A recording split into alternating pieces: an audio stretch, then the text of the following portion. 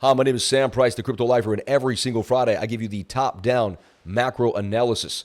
Today I'm going to break down Bitcoin, Bitcoin dominance, Tether dominance, Total 3, the DXY, S&P futures, NASDAQ futures, and Sol BTC, Sol ETH, and maybe one more chart that you need to see. So stay tuned for more as we're going to break it down for you. So let's get into it.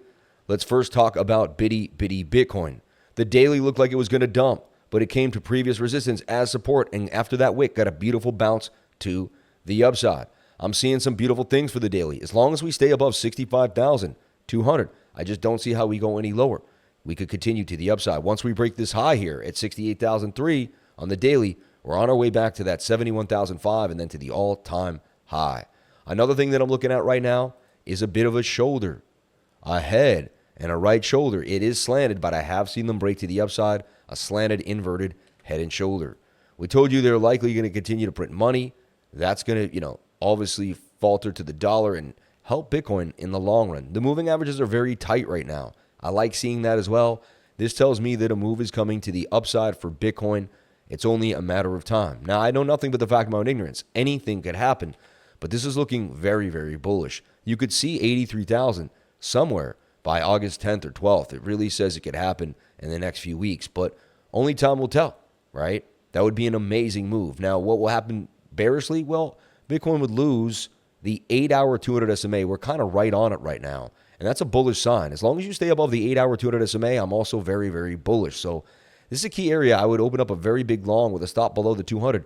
See if I can rip that puppy all the way, maybe to 81, maybe even 90,000. So I like what I'm seeing here for Bitcoin. As long as the 8-hour stays above the 200, I'm good. If we lose that 200 in the 8-hour, we will come and test 62,580, and we could possibly drop all the way down to 58,000, and we'll go from there. I know nothing but the fact of my own ignorance, but I am more bullish than bearish on Bitcoin at the present moment in time. The 5-day chart, also a big macro chart, has 3 white soldiers. We call them, 3 green candles in a row with our 4th green candle forming. That will close in 2 days and 8 hours. We'll keep you up to date. But right now, I'm watching the daily. I'm watching the 22. Daily starting off with a beautiful move today too. Basically a bullish engulfing candle on that day. Everything's starting to kind of go our way. Let's see what happens as we get tighter inside the zone.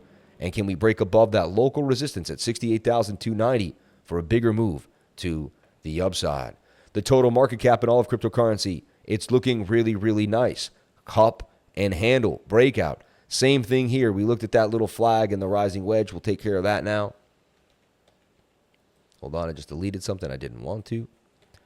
And let's take a look. So the last time we went over this, right, let's say today's the 26th, so we're talking it was about the 19th right there. And we did get a spike up, but we were away from the 21-day moving average. Total looked like it was going to get that move, came back down, but then got a bit of a double bottom on the point of control. You see that? Made another falling wedge, and then today we got an injection of liquidity that produced a move. This has a measured move to the upside. If you lose this point of control, if you lose 2.3 trillion, you will likely fall right back down to 2.13, the inverse there, the flip, 231 to 213, but not the inverse, but you know what I'm saying, like the flip. The other idea is this, though. Once we break 243, bounce and continue to the upside. We will have to break the resistance for the all-time high, but shoulder, head, and shoulder. So here's the deal. Do we come up and get rejected and fall down, or do we continue to the upside? Only time will tell. Let's take a look right now. The daily, the 22 hours, my go-to snipe time frame when things aren't, people can't really figure out the daily. I'll use the 22. And right even here, that's pretty much an uptrend or flat. That's a downtrend. That's hidden bullish divergence. Tells us that we should break this high before we break either of these lows. And you got a curve on the stochastic. So I'm bullish on the total market cap. Total 3. All right. This is the market cap of all the altcoins, excluding Bitcoin and Ethereum. All right. Last time we looked at it, we thought this flag would break out. We called that flag. We did get the move. However, they sold it off, and then it bounced off the 200 MA. So my last technical analysis was great for 3 days. You know what I mean? It told you where the pump was going. Now we're hanging on the 200 SMA. We're resetting. Everything looking pretty interesting here for Bitcoin. Another thing I could do is you could say like this was your wedge in a way. This broke out. We're retesting the previous support as resistance. And there is an SR flip right there. That's going to be $613 billion. As long as we stay above that, we're likely going to continue to the upside. We did hit this top trend line, which did create a resistance for sure, in my humble opinion. And now we're in this falling wedge that's breaking to the upside. We want to see if this falling wedge can continue to break up and get this pump all the way somewhere up here to about $750 billion. Very, very important that we break through $656 billion. I would watch that closely for your altcoins. Again, this is all of the altcoins, excluding Bitcoin and Ethereum. It's their entire market cap. It's called Total 3. It's also resembling a shoulder, a head, and a right shoulder for a beautiful move further to the upside. I like what I'm seeing here for Total 3.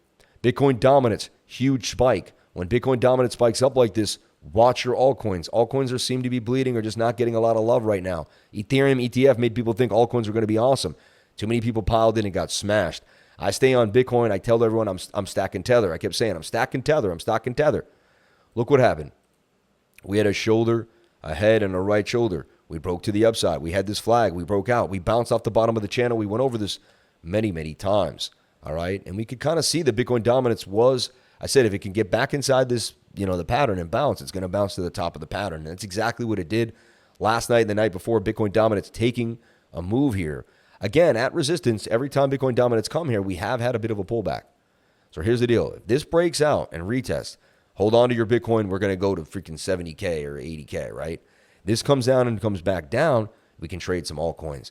If this gives us, a 2-week short pullback, that could be a 2-week rally for the altcoins. Similar to how we had a little bit of a run here. So you'd like to see Bitcoin dominance give up a little bit. At the same time, you can feel the momentum, the conference, Trump speaking tomorrow. There's possibilities of continuation to the upside here for Bitcoin. 67,500 is also the psychological support everyone's kind of sitting at, but Bitcoin dominance looking good. Whenever you see a pump like this, you want to make sure Tether dominance dumped hard. If Tether dominance pumped with Bitcoin dominance, it means people were jumping out of Bitcoin and out of the altcoins. Bitcoin dominance does pump up when the market dumps. Why? Because people jump out of altcoins. They're in altcoin BTC pairs, and they know their altcoin's going to jump 70%, but Bitcoin might only go down 4 or 5. So they send their net worth into Bitcoin for that time being. They jump back into the alt when the alt gets low again, basically covering that difference. People are watching this closely. So when Bitcoin dominance pumps up, it can mean, but that how you figure that out is you watch Tether dominance. If they're both pumping together, people are running out of Bitcoin into Tether, and people are running out of altcoins into Bitcoin, and people are running out of both into Tether, and it's going to make both pump. If this pumps and Tether dumps, then you know you're on lock for more money coming into the crypto industry. Everyone wants to know when altcoin season is. When Bitcoin dominance pulls back and Tether dominance also pulls back. That is altcoin season because it's telling you people are running out of Tether, but they're not running out of Tether for Bitcoin. What are they running out of Tether for? So by juxtaposing Bitcoin dominance and Tether dominance, you're going to know for the rest of your life where, basically altcoin season is, and you're going to figure out where liquidity is headed and what's happening. So, okay, anyway, yeah. So I had this kind of funky trend line on Tether dominance. I had this kind of shoulder head, slightly right shoulder. We got the drop. It would have been nicer, a little more of a red. Let's see what time frame am I on. On the daily, we had a huge pump and a little less of a dump for Tether dominance, but at least we did get the dump. I'd like to see Tether dominance close below the 200 SMA today and make this kind of a bearish retest and fall further to the downside. This would be a really good sign that we are starting to get some more movement into altcoins and to Bitcoin, and we're getting on some type of bigger move. Look for this point of control to lose. Look for us to stay below the 200 SMA on the daily. Tether dominance so far is in the bear flag, as I talked about, on its way further to the downside. If this happens, our rally is going to continue. We're going to go on a massive run. It's going to bottom out somewhere by November. That means September and October, we are going to have some type of big pump for the altcoins. You can see it. If Tether dominance is going to drop that fast, people are going to be selling their Tether for what? For altcoins, possibly some Bitcoin, but mainly for Solana, altcoins, memes, stuff like that.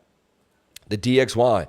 We showed you the DXY was in this beautiful symmetrical triangle. Could go up either way, but it was struggling with the 200 SMA. We saw it recently, and it got back above the 200 SMA, but only it was ephemeral, short-lived. It didn't happen too long, right? That's the word ephemeral. I love that word. Remember when I first learned it. So the idea is if we can stay below this 200 SMA, just like Tether dominance, this should follow through. And the DXY and Tether dominance really should be somewhat twins sometimes because, not always because Tether dominance has a lot to do with what's happened in the market, but generally speaking, you would like to see the DXY drop and Tether dominant drop as well because people don't want to be an asset that's falling down, right?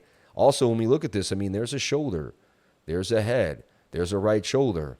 If you stay below this 200 SMA, you're likely going to go further to the downside. Target would take you somewhere here to this liquidity zone at about 102. I'd like to see that for the DXY. That would complete this process and help out the Bitcoin bull run. S&P futures, we told you it was going to pull back. You may not have listened. We've traded it on the 3-day chart. It's my favorite. The 3-day was too far away from the 21-day moving average. I said that last week in my top-down analysis, and so far we've continued down. It's been about a week and 9 days really since we've hit that top. This candle will close in 3 days and 5 hours. That doesn't make sense. I guess. Oh yeah, because the weekend. I was like, wait, that doesn't make sense. But this is the S&P. I'm looking for this to make some type of flag on the 3-day, bounce off the 21. We might even bounce here, right? I'm more bullish than bearish. I just knew a pullback was coming. I was looking for this to come to the 3-day chart. Once this 3-day hits, I said that's your time. So I would start loading up again on S&P, all that type of stuff. I see Tesla, everything kind of getting back up. I see they're gonna print money into the election.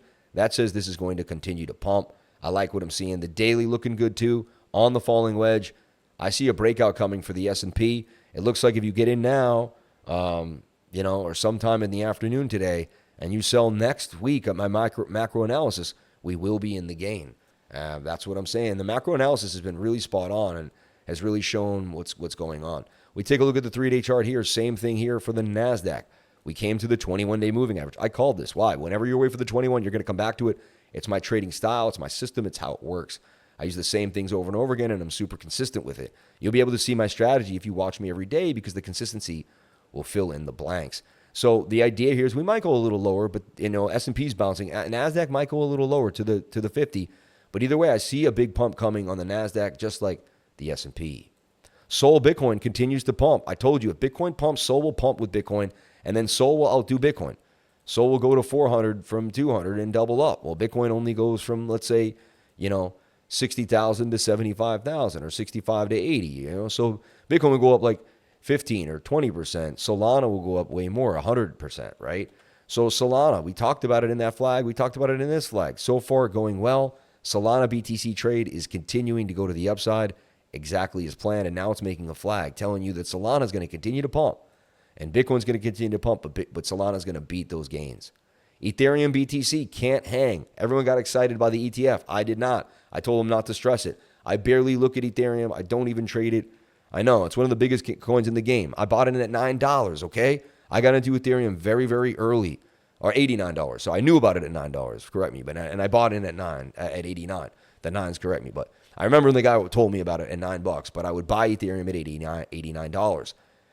I've had my way with Ethereum. I still own my ETH, but at the same time, you can see that people want more Bitcoin than ETH. Look, shoulder, head, right shoulder, bit of a symmetrical triangle. They mainly break to the downside. You lost a 200 SMA on the daily. That's very bearish. Looks like ETH is headed further to the downside. Also, Grayscale selling off just like they sold off Bitcoin. So when the ETF comes out, it can be negative in a way because Grayscale is converting. The same thing happened last time to Bitcoin, and it hurts ETH more because ETH is a smaller market cap. So, watch that. One last pair I want to talk about is Caspa BTC. That's a coin I keep watching too. And honestly, I feel like it's only a matter of time till this breaks out and makes some massive gains against Bitcoin, just like it did in that prior run here. Previous support is resistance. I like what I'm seeing for Caspa BTC. And if any coin can beat up on Bitcoin and make some gains and have that type of rally, it will be Caspa. If you can see, Caspa has been just manhandling Bitcoin, doing way better than Solana against than Ethereum, right, for a long time here. You pull a Fibonacci on this, and we look at like our price range tool. That's a possibly 35% gains right there. And I want to pull my fibs from wick to wick there. And you're in the golden pocket bounce. That's very, very bullish to me. I see Caspa BTC continuing to the upside. It's only a matter of time, and I could be wrong. I know nothing but the fact of my own ignorance. I'm looking at probabilities, but the probabilities are high based on technical analysis that this is going to continue to the upside. Everybody, thank you so much for watching this top-down macro technical analysis. We did Bitcoin. We did Total 3, Bitcoin dominance, Tether dominance, the DXY, the S&P futures, the NASDAQ futures, Sol BTC, ETH BTC, and Caspa BTC. I'll be the first one to show you and define alt season. I'm telling you right now, I don't sit there and make tons of videos. I sit there and give you the information every single day. And if you stick with me, You're going to nail it. I'm telling you, we nail it. We're consistent. Most consistent channel on all of YouTube. No days off since February of 2021. We love you. We appreciate you. We care about you. Remember, crypto is life. Please comment, like, and subscribe. Hit the bell for notifications. You can find out more. And I'll see you on my next video.